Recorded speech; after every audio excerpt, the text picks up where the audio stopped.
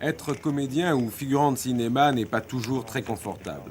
Il faut subir parfois les intempéries et près de Pouilly-sur-Loire, en cette période de l'année, il ne fait pas très chaud. Mais la lumière y est superbe, c'est la raison pour laquelle Roger Vadim a planté sa caméra devant le château de Tracy pour nous conter l'histoire d'une femme fidèle. Un film romantique, en costume, une sorte d'anti-liaison dangereuse. La femme fidèle, c'est Sylvia Christel, qui a troqué son prénom d'Emmanuel contre celui de Mathilde.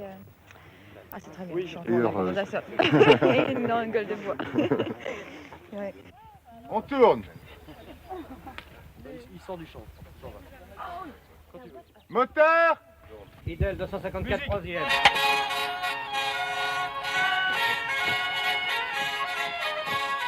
J'ai situé mon époque sous Charles X. Vraiment, à la charnière de deux périodes, c'était les rois qui étaient revenus entre deux républiques. C'était la fin de quelque chose, le désespoir de certains aristocrates qui s'attachaient encore à une éthique de vie. Et tout ça, bien sûr, mêlé à une morale traditionnaliste qui crée des conflits. Ce qui est le sujet de mon film, La femme fidèle, qui croit profondément à la morale de son époque, de son temps, et qui est en déséquilibre. J'aime bien les histoires en déséquilibre. Au début, tu étais un peu perdu. Tu vois. Et puis après, là, j'ai un plan de coupe sur Charles. Là. Et elle continue de t'attaquer. Elle te dit des choses vraiment dures et tu sais que c'est vrai. Et puis, l'autre lui en dit tellement, et c'est tellement vrai, qu'il y a de nouveau, si tu veux, juste avant que tu te retournes pour partir, il faut de nouveau que tu aies un moment angoissé et tu t'en vas. Tu ne veux pas répondre, alors tu t'en vas. Comment veux-tu qu'elle tourne, Jacques Plutôt vers sa droite, c'est-à-dire ce côté. Sylvia Christel, vous tournez un personnage de femme romantique dans un film romantique, ça doit vous changer de vos principaux rôles. Oui. Ça, on peut le dire, c'est tout à fait différent. Il faut dire que ça me plaît beaucoup. C'est complètement neuf pour moi et je l'aime beaucoup parce que c'est une change.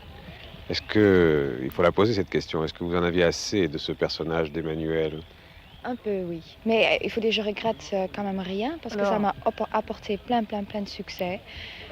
Mais je voudrais bien continuer maintenant dans des rôles un peu différents. Différent et plus habillé. Voilà. Chauffeur. Non. Fidèle 264 troisième version anglaise. Anne-Marie. You're blushing already.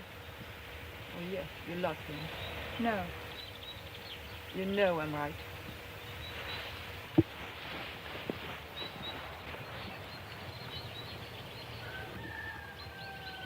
Coupé.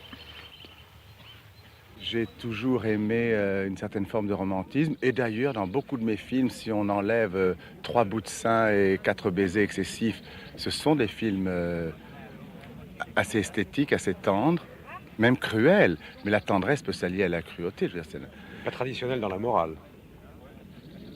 Non, mais je suis ni anti-morale, ni excessivement moraliste. Je serais un petit peu amoral, au bon sens du mot. C'est-à-dire suivre sa propre morale sans suivre la morale traditionnaliste.